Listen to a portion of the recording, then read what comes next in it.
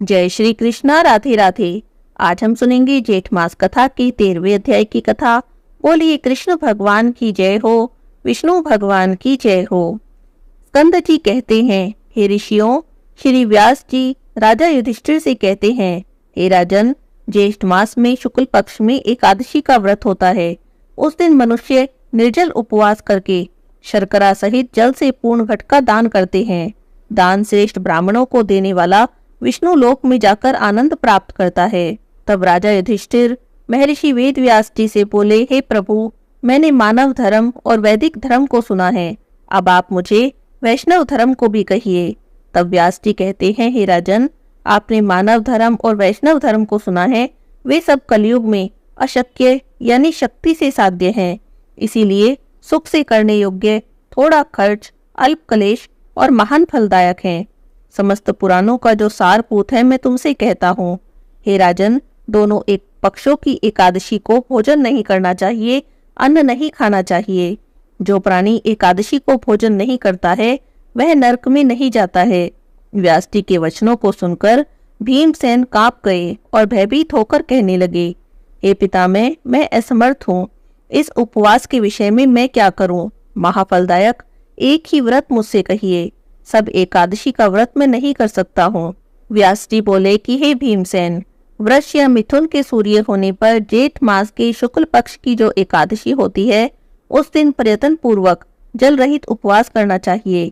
स्नान और आचमन के जल को छोड़कर विद्वान पुरुष अन्न और जल का ग्रहण न करे। जल का ग्रहण करने से व्रत भंग हो जाता है।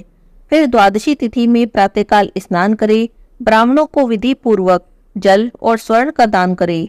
इस प्रकार जितेंद्रिय कृत कृत्य होकर ब्राह्मणों के साथ भोजन करे। इस प्रकार व्रत करने से जो पुण्य होता है उसे मुझे जनार्दन भगवान ने कहा है।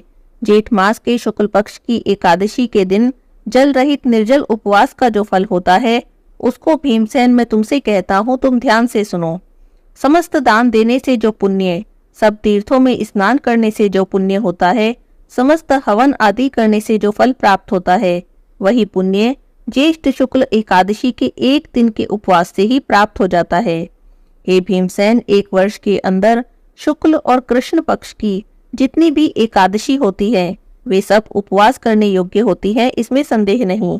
वे सभी एकादशी धन, धान्य, पुण्य, पुत्र और आरोग्य देने वाली है। हे नरव्याघ्र, उन दिनों में उपवास करने से वे सभी फल देती हैं, यह मैं तुमसे सत्य कहता हूँ।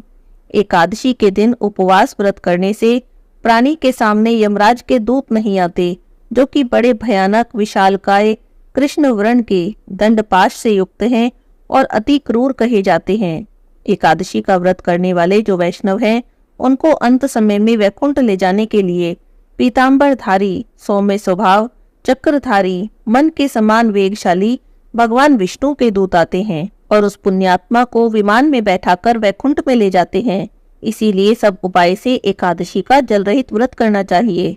जल और धेनु का दान देने से प्राणी सब पापों से मुक्त हो जाते हैं। हे राजन, जेठ मास के शुक्ल पक्ष की एकादशी को निर्जल उपवास करके अन्न और शर्करा सहित जल पूर्ण घट का दान श्रेष्ठ ब्राह्मण को देने से सभी प्राणी 3 पापों से छूट जाते हैं, इसमें जरा भी संदेह नहीं है। व्यास जी की बातें सुनकर भीमसेन ने कहा, हे तात, आपने जो एकादशी का व्रत और उसका महात्म्य कहा है, यह मुझको मूढ़ चित्त होने से सत्य प्रतीत नहीं होता।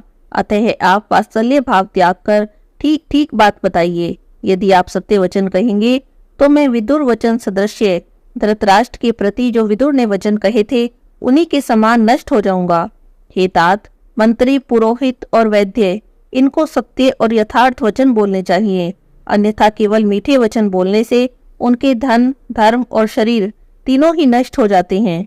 तब व्यास जी कहने लगे, हे पवन पुत्र भीमसेन, हमने जो पहले संक्षेप में तुमसे कहा है वह सर्वथा सत्य है, इसको कभी भी असत्य नहीं मानना।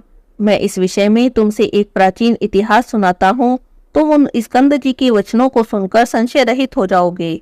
पूर्व काल की बात है, कालाजन पर्वत पर पुलिंद नाम वाला विख्यात और समस्त धर्मों का पालन करने वाला समस्त धर्मों का ज्ञाता हुआ।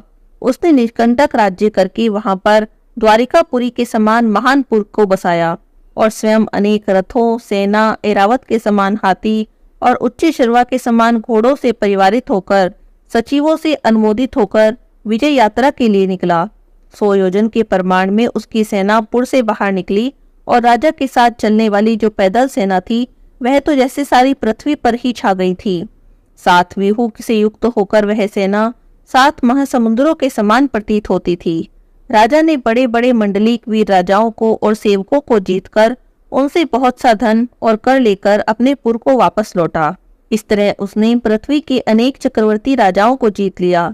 जिस जिस सेनापति को, जिस जिस राजा को वह बलवान सुनता था, वहां वेगपूर्ण जाकर उनको जीत लेता था।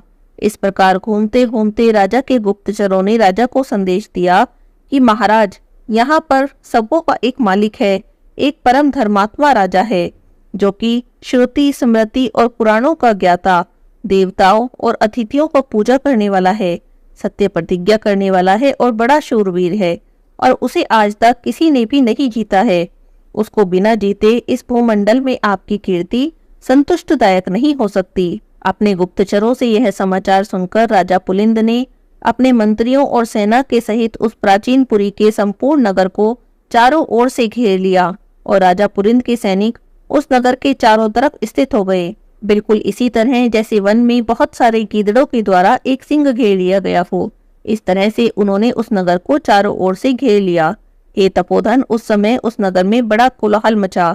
कुछ लोगों ने राजा से, कुछ ने मंत्रियों से जाकर कहा, व्यास जी कहते हैं, हे राजन, उस दिन ज्येष्ठ मास के शुक्ल पक्ष की एकादशी तिथि थी।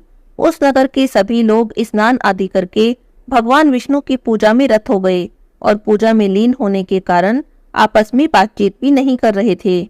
ऐसे में राजा पुलिंद के सैनिकों ने ग्राम में घुसकर लूटपाट मचा दी। इसी बीच में किसी ग्रामवासी ने राजा पुलिंद को नमस्कार करके हाथ जोड़कर अति शांति के साथ यह वचन कहा कि हे राजन, आज बड़े पुण्य देने वाली एकादशी का व्रत है और हमारे राजा समस्त नागरिकों के साथ पूजा कर रहे हैं।